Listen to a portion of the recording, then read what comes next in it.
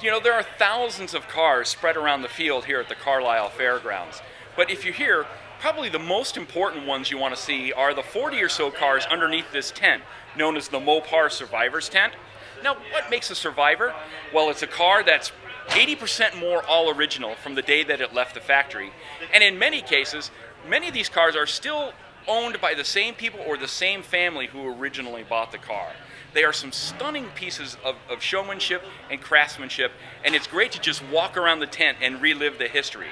Not everything inside the Mopar Survivors tent is a muscle car.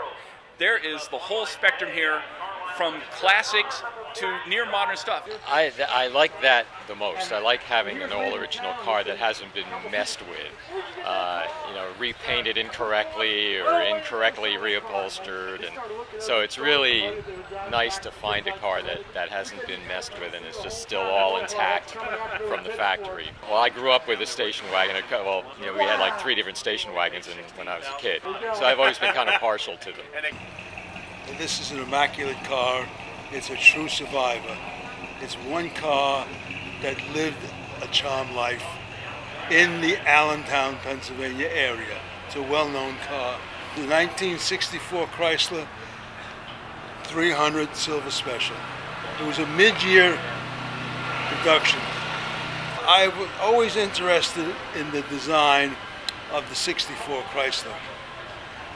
This is distinctive in its own right because of its exterior trim and its color, the silver special, and I think it far exceeds, in my mind, far exceeds the value of a letter car.